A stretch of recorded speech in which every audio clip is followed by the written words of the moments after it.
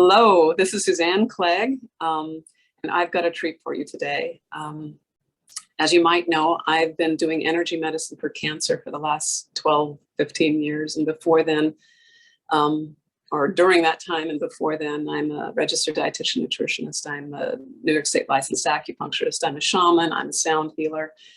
I'm an herbalist. I've been working, my whole career has been one of coaxing the natural healing forces into action. And one of the most dramatic transformations that I experienced was when I worked with lovely Ewa here. She had 4th stage cancer and then she didn't, and it was verified with a PET scan. And now it's like 2 or 3 years later, right? Since then, Ewa? 3. Yeah, 3 years later, and you're still cancer-free. And we're going to have a great conversation because much has happened to both of us. So Ewa, why don't you say a little bit about yourself? Yes, hi everyone. My name is Ewa Zymslona. Yes, it's a Polish name. I live in Brussels, Belgium, where I am mindset and business coach. But because of what happened to me, and I will explain in a moment more, cancer patients and their family are close to my heart, and I created a special program for them called Stress-Free Cancer Treatment Program, and where I will explain you more about why I did it and what it's about. Yeah. Wonderful. All right, so to recap, and we have videos on my channel, I don't know if they're on your channel, but they're on my YouTube channel, of we have 2, one right after you were cured and another, I think, a year later. And then another one recently too. So we're joining. Okay. Yeah. And then, but just to summarize, you came to me, you had cervical cancer that had spread to your lungs, right? Nope. Well, what happened is it was ovarian cancer. Ovarian, that's right. Okay. Yes, and also, you know, I had like 2 because of my genetics. So they really saw that it was to the genetic problems, and it really, for me, it was very quick. We saw it started in April, and when I had my first operation, it was really at the beginning, and the second operation, it was already stage 3. And then when I had the summary with my oncologist to, you know, after the treatment, they find that the CT scan show multiply places in my lungs, and they told me that it is not operational and they don't know the next step. So that was the situation. Mm-hmm. So how did you get over your quack alert? Like, okay, you know, because I think a friend introduced us, right? And but how did you, that's a big step to go from an oncologist who says, well, maybe it's not a big step, they're basically saying you're a goner, but but how did you get over that sense that this is a little crazy to do energy work for cancer? First of all, I was open to everything, you know. I wanted to live, I wanted to be healed, so I was really open to it. I was not really thinking it's strange. Also, because of my work, I did a lot of mindset work, so I was familiar with energy healing. I just didn't know that it can be so specific and help with cancer. I was more aware of the manifestation power and making your different dreams, but of course your health is one of them. Yeah. What also helped me most, I think, was my whole approach to healing. I'm someone so I studied computer science, and I worked for many years as IT project manager. And when you have a project, you basically, for example, want that your lift in your house move, you know, and someone have to program it. And you don't care who will program, you don't care what kind of software you will use, you just want the things to work. So that was my approach. I wanted to be healthy, and I was not really so concerned about what is the title of, you know, my oncologist, or is it the best place? Of course, I wanted to surround myself with different experts, But for me, this idea of trying different things was very important. And it is something from project manager. Something that doesn't work, you just try another thing. And I think that that really helped me, this approach, because when I later heard about people who are just stuck so much into statistics that they see on the website, you know, that this cancer and this stage, oh, okay, that's good. So I was not really doing that. I wanted to, you know, try different things. And of course, the friend who recommend you, or someone close to my heart, and I trust her. But also, you know, you give like a free consultation at the beginning of our journey. And I think that's also because you can feel how you work, you learn, I could ask you any questions. So that was really reassuring that you know what you are doing. Yeah, and then you can just vibe it out and see if it feels like a good fit. And it doesn't hurt. Energy medicine, the only thing it can do is make you feel better.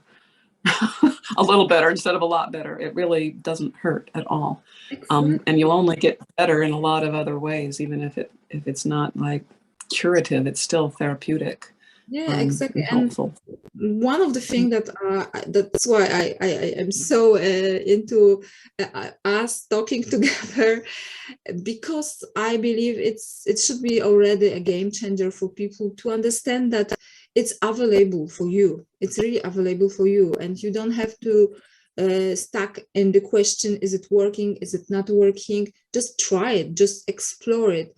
And one of the other things I was just also watching when I'm now remembering the quantum physics video on YouTube, where you have some explanation, because most of us have not studied quantum physics at school, or maybe now it's changed, I don't know. But it's actually, if you are someone who is just left the brain and you need to grasp something, watch that out, you know, it's really interesting.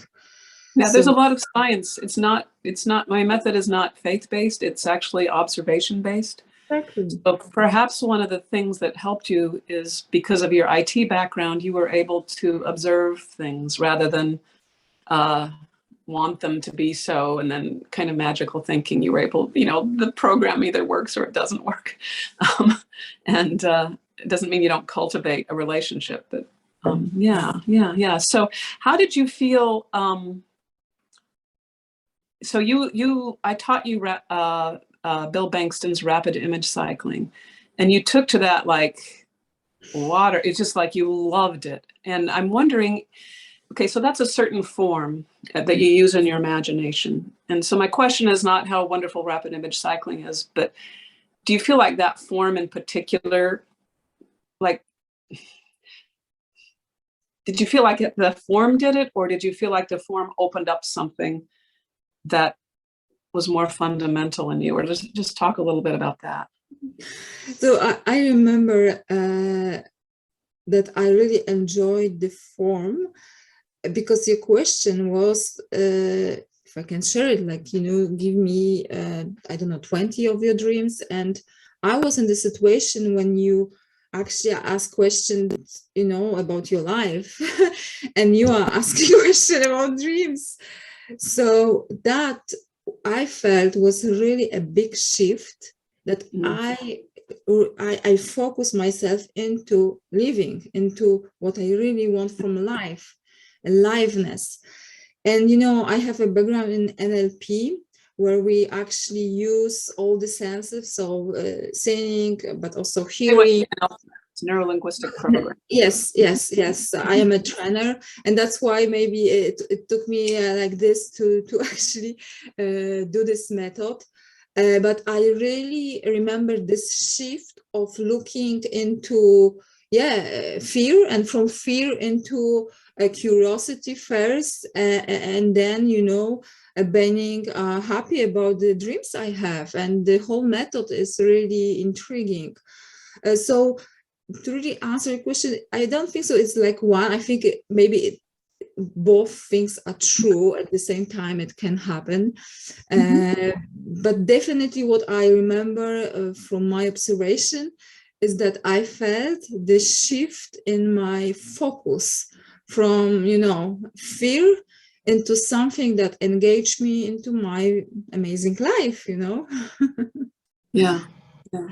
And it's just sort of built into that form that it creates that focus on something other than fear or something other than cancer, so that you get support from everywhere. And what I'm hearing, and what I'd like the listeners to the viewers to hear, is that there was a shift that she could observe that said, oh, that's how there was like a relaxation, like, oh, of course, that kind of thing.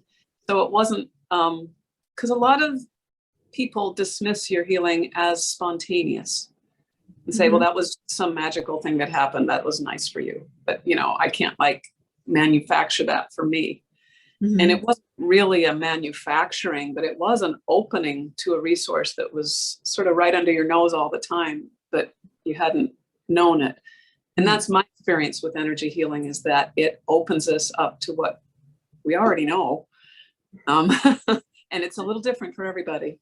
So somebody without a neurolinguistic programming background might catch another aspect of the energy healing that's their key.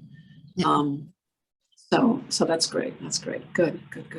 So do you feel that, what did it feel like to heal? Like, it happened very quickly, right? Like, what did it feel like in your body when you were cancer positive, and then a week later you had a PET scan and there was no cancer to be found? Like, how did it feel in your body?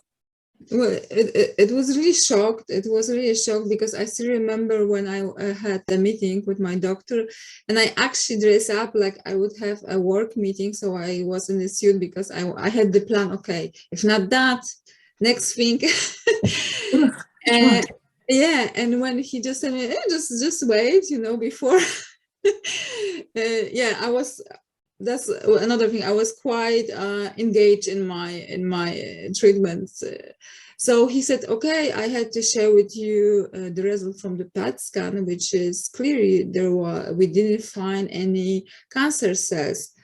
And the meeting has finished quite quickly, because I didn't know what, it is a shock. It is a shock, because you learn first this scary information, and then it's a big relief. So it is a shock. But concerning my body, I did not feel a lot. I did chemotherapy, which was very, very difficult experience. So I had a lot of pain in my body, and also after operations. So it took me actually, after I healed from cancer, some time to understand what happened with my body and how I need, to nurture my body right now as I am. So it's something, a big gift from that journey, is that I started now to pay attention how I feel, and also be in my body, because I was always here. Sure. When even I had different therapy, and someone asked me, so how do you feel? And I am like, everything hurts me or nothing, just like 0, 1, like all or nothing. So it was actually something too difficult for me to spot the difference in the body. For me, it was more emotional. The feeling that I don't have the fear, in it. I am the shift that I described. Yeah. Oh, good. So do you feel that your belief that it would work was a big part of it, or do you feel like you were just aware? Like, do you know what I mean? The difference? Like, you were definitely positive. Like, when you saw, yes, that's going to help me, that's important. Was that a recognition, or was that you just sort of white knuckle believing in me because our mutual friend referred you?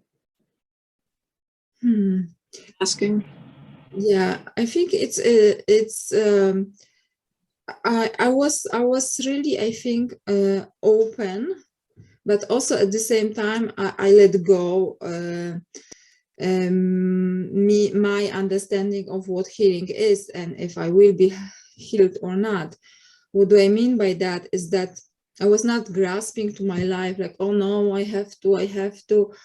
I am someone who believes, and I talk with God before I find you actually, and said, okay, if it's my time to go, okay, I don't understand, but it's time to go. But if I could live, I wish to live more. And this is, I think, my opening prayer where I actually get connected with you. So that was actually for me more an answer to a prayer, an answer to letting go of the form that I thought I will get healed, you know, being open. So that how You were curious. You were curious and open. Yeah, I find that the people that I've really helped have that attitude. And the people who are just saying, help me, I'm afraid of dying. No. It's really, I try to help them through their fear into observation. But you had the great ability to, that a lot of people have. It's not, you know, of being able to say, no, this feels really right. Let me explore it. And then you kept, you know, it just immediately gave you strong feedback. Yeah. What I also remember is that I was actually committed to the work. So I was doing everything you told me. It was not like, I don't feel like it. No, I was doing the work. You did it. Like some people say, well, I worked on it for an hour. And you said, well, I worked on it for 8 hours yesterday.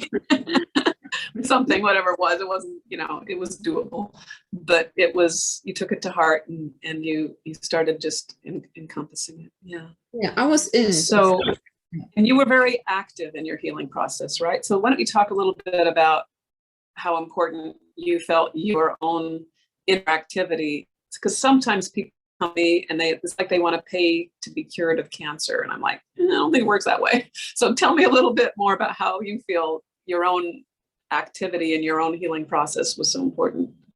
Yes, you know, so as I mentioned, this IT project manager in me, and the fact that I always was in management positions when I had to you know, take different decisions and meet people. So I kind of brought this approach to healing, because at the beginning I was really in shock, you know, coming from IT background. When you manage different softwares and so on, you have to be up to date like this, you know, it changes. And then when you go to hospital and you talk with oncologist, the treatment, it's quite old. I mean, you know, I just hear every year that they collect money for different researches, but we still don't. They told me all the time that, yeah, we see the breakthroughs, people live longer and so on. But for me, having operations and losing different parts of your body is really not so big breakthrough.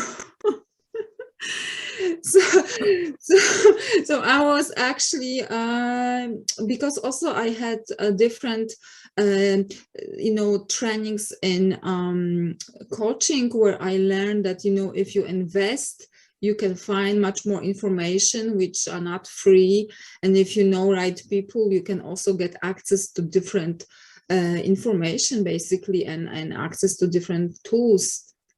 Yeah. I was, yeah, I think that, of course, there was many things, but I was this active person. Meaning, there are, of course, I know that some people want to know all about the medication they receive, or all about the doctor that treat them, all about the methods. And for me, it was more about trying different things. And also I have amazing help from my sister who helped me. She's a doctor and who actually studied a lot all these medical things. So it actually allowed me to also go into my intuition and not be afraid to try different things and let myself be helped by different people, because I think this is important aspect of the healing journey. All the people that you are surrounded, you know, and like with our case, we were connected through mutual friend, which is, you know, amazing to have that connection, because otherwise, this is the challenge that I have still to that day, that it is not wide knowledge. I would like to have the opportunity to go into the treatment hospital or wherever I go and have different information. Listen, this is your doctor. By the way, this is also the possibilities like energy healing, acupuncture, you know, different things that people do, and you can do it in one place. So we know about you, Suzanne, and you know about this kind of work, and it's not so hard to find, because what I understand is that when you, for example, listen us on YouTube and you just listen 10 other people, how you know what is true and what will work for you? It's really hard. That's why, I mean, it's important to be active and to be to follow your intuition and to try different things and learn about them, and yeah, listen to people who went through this journey and succeed. Yeah, definitely. Mm. Mm. There's a saying that says that when the student is ready, the teacher appears. Yeah. So sometimes I think of what do I have to shift inside myself so that the information I need, or the awareness or the state of consciousness that I need, is how can I be ready? Which is really, how do I be myself? You know, because we're, you know, being more and more authentic is very healing. So as you're listening to this, viewer, like if this is resonating with you, yeah, it's very important to have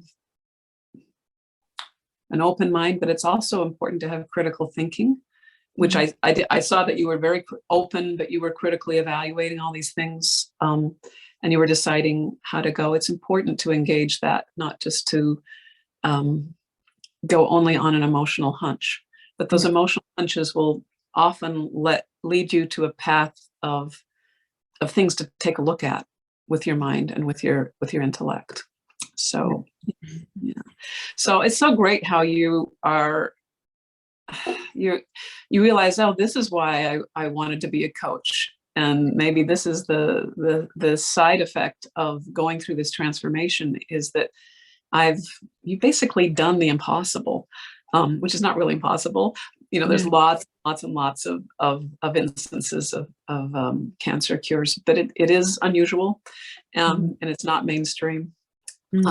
You've got you've decided to write a book, right? Or you've got the book written, or tell us about that motivation and how that all came to be. So I think because of this, as I said, the shock of what happened, and it was really fast, I wanted to really share what I did, because for me, the whole experience, this whole health and healing was not really about my health and healing, but more about accessing the powers that we are not taught at schools or at work, but they are in us, and they are activated where we face life challenges like health. And I had a lot of people asking me questions. So first of all, what I did, I wrote a book, which is called The Mindset Healing, how cancer activated my 8 superpowers. And it is available on Amazon in a Kindle at the moment, where I actually share from the perspective of the powers that I had to activate in order actually to be this active patient, and to go through different phases and not to lose faith. Because I believe that one of the most important powers you have is the thing you say to yourself in your head: what is happening to me? I'm done, or is beginning, or is this activation of the power I had no idea is existing, but existing because this is what is happening to me. And then, of course, when I wrote the book, I had many people reaching out to me, and of course, you know, I have a good heart, and at first I wanted to help everybody, but it's hard to talk, and people were actually contacting me from different parts of the world, so there was time zone also problems, and I decided, okay, let me collect all the questions that I got, and let me walk through what was the most important in my healing journey from the, you know, coaching perspective, because of course I'm not a doctor, or I'm not someone who works with patients like use them. So I decided to create an online program which is called Stress-Free Cancer Treatment, where I actually created is like a roadmap from the moment you know that you are diagnosed to the moment that you have to find which treatment you choose, to going through different visits. So really the map of going through the healing journey. I give, you know, different tools that I was using myself about how to deal with stress and how to not give up, but also very practical, like, you know, the one page where you actually put all the ideas about what you need, like a healing plan, you know, the things that you actually also use with your mind. And also I included there my takeaway on what's the what happened to me with the healing and with the method of Bengston, but also with working with you. And I would love to also include our conversation there. So when someone is facing the decision what to do, have these resources available, that there is many things, and healing of energy is one of them, one of the very important, and it doesn't hurt. UP. That's, I think it's an important distinction, and also opens up, yeah. And there's no side effect negative, because there are positive. And I can share with you that when I create my dreams, so of course one of them were healing, but of course there were also many others. And you know what happened? I already have so many others dreams you know, done. One of them, which is most funny, I wanted to have a red Mercedes. You got a red Mercedes? That's lovely. Oh, wonderful. It's just bringing me so much joy. I'm laughing now.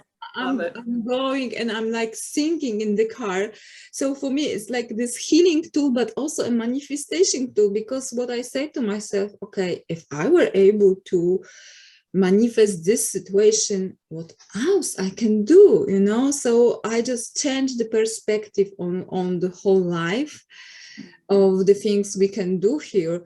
And I'm loved now to work with these people who call themselves like you, game changers, people who actually do work that is on the edge of really breakthrough for many people. And I hope that it will soon be mainstream because it's true that it's really time. I mean, it is 2022. We don't have flying cars, but at least we should have available energy healing and understand the power of it. Yeah. So what I'm getting from what you're saying is that, you know, like if you're coaching somebody how to lose weight or how to make more money, they always encounter obstacles, and you have to have a way to encounter your obstacles, and then the obstacles actually give you a gift. They actually activate superpowers in you. Yeah. And for some reason, when you get the cancer diagnosis, that goes out the window and you just get scared. But it's actually the very same principle that helps you do anything else in life. Is having cancer is definitely out of your comfort zone, right? It's really something hard. There's a gift inside there if you can be present with it in a certain way, which is what I help people do. And what you're helping people do. Yeah, I think one of the biggest thing that we have to understand is that we have been conditioned through the television, all the movies, what cancer means. And you see this poor, you know, shrinking person, bald, you know, like sad, crying. So what I was doing, I actually hired an esthetician to teach me how to do the makeup. I was really always doing every day, of course, apart the day that I was really in the bed and I couldn't move, but I was always paying attention how I look. I wanted to look beautiful for myself, for my kids, and also for this vision that just get in our head. And what else I was doing, and this is, I describe more in my book about that, you face a lot of different emotions. It's fear is one of them, but also loss, also grief. You know, I got to the hospital on Wednesday, and on Sunday I supposed to have a big workshop for imported people, and everything has to be canceled. And you know, one of the things I discuss with other cancer patients is that, you know, you, for example, think your ego, you know, that you play an important role in your job. And the next day you are called cancer patients, which is identity, you know, and that you have to really be paying attention. What does it mean for you? So, you know, there are different levels of that. That's why I created, you know, in the book and the program. And I love talking with you because you give a very essence of what we should do, actually, how to heal.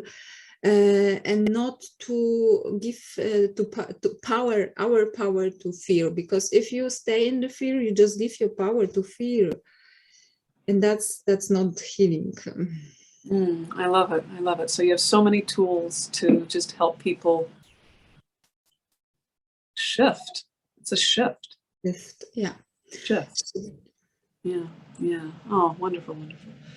So what's next? Where do we go from here? People can get your book, or do you have any final statements about what? Yes, first of all, I wanted to really connect with everyone who is listening for any reason this interview, and send, you know, from my heart to you a lot of love, a lot of you know, the power of healing, whatever you need right now. We don't know your situation. We just met and connect with Suzanne because we had this amazing experience that we want to share that with you. But of course, in your head, in your heart, maybe something happened that you don't see the hope, or it's really tough, because we can say a lot of things, but when you are in pain, it's hard. So I just want to send much love to you. And although we don't control everything and we don't understand everything, what we try to do here is to show that there are ways that you can explore right now. And sometimes even one step to listen to this interview, it's enough. The second step can be, we can also link my book, also my program, also consultation with Suzanne. So there are a few steps that you can already take, but I know that sometimes it's simply difficult and you need the little relief, and feel that you are loved, and your heart, your head doesn't understand everything. But when you allow yourself to be just for a moment in your heart, I'm sure you will find the next right step for you. Yeah. Beautiful. I wanted to say something, but I don't want to. That's so beautiful. I'm going to let that land. I'm letting it land in my heart. Your devotion to yourself and to being in that loving space. And it truly does create transformation, physical transformation. Yeah. All righty. So if the viewer wants to look at my work, I have a YouTube channel, Spirit Gate Acupuncture, PC, I think. I have you can just type in Suzanne Clegg. There's a frequently asked questions playlist. That's a fun one to do. You can watch the other interviews with Ewa, on there too. And I wish you the best. Thank you so much. And I wish all of you the best. Okay. Thank you.